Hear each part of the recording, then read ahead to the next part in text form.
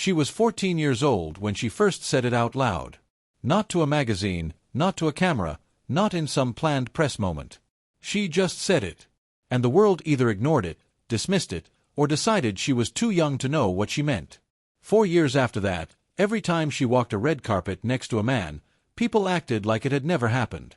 Every time she dated someone publicly, someone out there acted shocked all over again.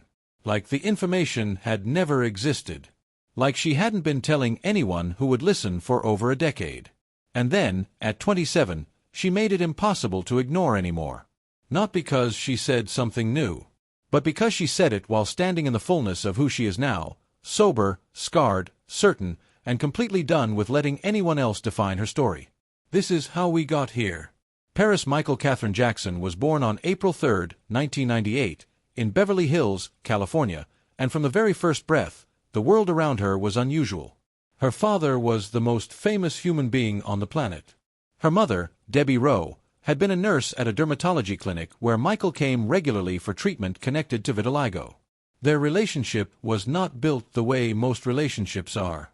It was built around a desire, his desire for children, and an arrangement, her willingness to carry them. They married while Debbie was already pregnant, and even with a legal marriage in place, they never lived like a traditional couple. When Paris arrived about 14 months after her older brother Prince, Michael took her home to Neverland almost immediately, reportedly eager to the point of impatience, handling things himself in those first moments while a full team of nannies waited to help. It tells you everything about what fatherhood meant to him. It was not an obligation. It was the thing he had been waiting for. Debbie and Michael divorced while Paris was still very young, and the settlement that followed included Debbie signing away her parental rights and receiving a substantial payment in return. In court, she said he was doing well as a father and that she did not want shared parenting. So Paris grew up inside her father's world, mostly without her biological mother in the picture. That world was Neverland, a place that from the outside looked like a fantasy but from the inside had rules, schedules, homeschooling, and a father who had been robbed of his own childhood and was determined not to let the same thing happen to his kids. They wore masks in public. Not as a punishment and not as a gimmick. As a strategy. Michael explained it clearly later. If people did not recognize them, they could move through the world without being chased. They could go to toy stores. They could go to arcades. They could be children in public without a wall of cameras closing in. Paris admitted she did not understand it at first. She admitted it confused her when she was little. But she also said later that she came to appreciate it because it gave them something most kids born into that level of fame never get, which is the ability to just exist somewhere without being the center of the storm. Inside the gates, Michael tried to give them a version of ordinary. School days, structure, earned free time.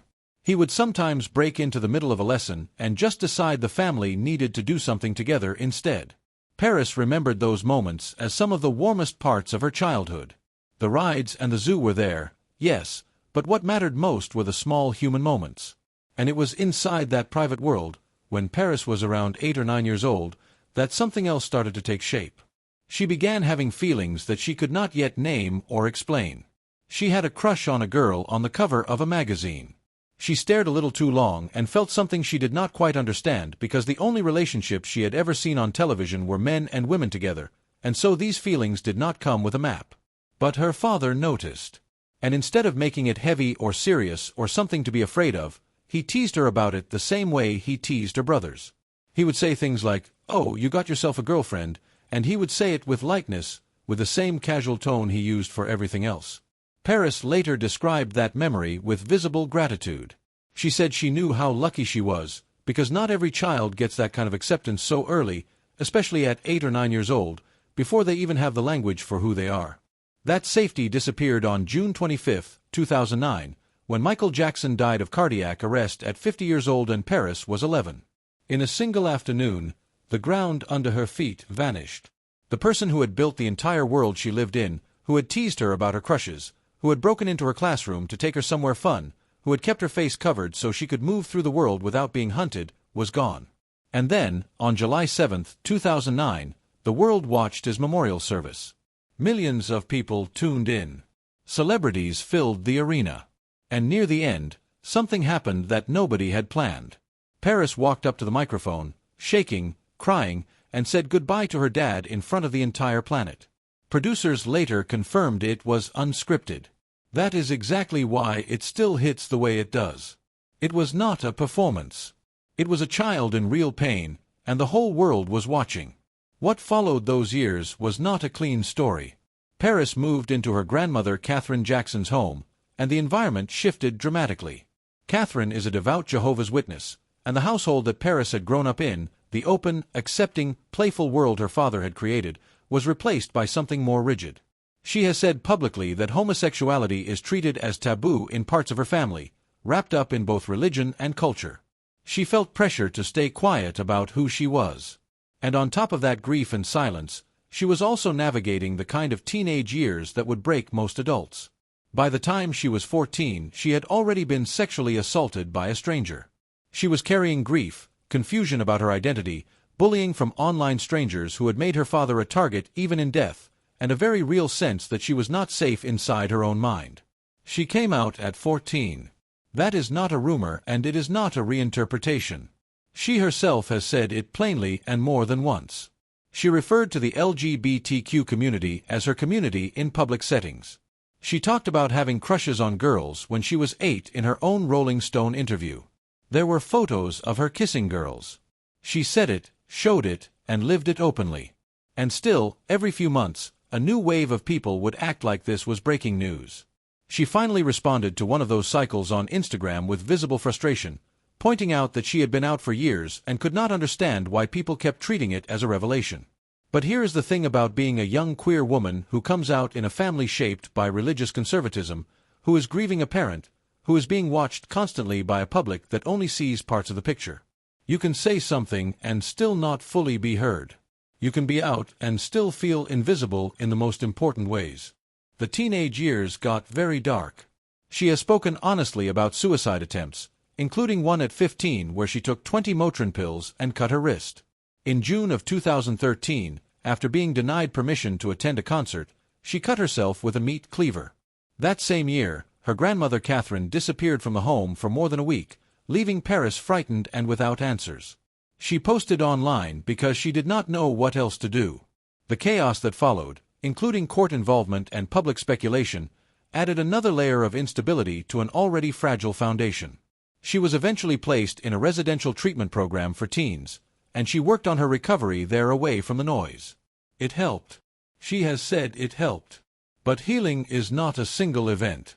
It is a long, non-linear process, and for Paris, it would take years more before she found something that actually felt like solid ground. In February 2017, she stepped into the public eye in a way that made it impossible to look away. The Rolling Stone cover, the David LaChapelle photographs, and the interview inside it where she said everything. She talked about being sexually assaulted at 14. She talked about suicide attempts. She said she believed her father was murdered, and she used those exact words. She talked about having a crush on a girl at 8. She walked into that interview carrying every scar, and she laid them out with a steadiness that was almost startling. She was 18 years old. By that point, she already had more than 50 tattoos, many of them honoring her father, many of them marking moments that mattered to her privately. That cover was not a debut. It was a declaration. "This is who I am," it said. "I am still here."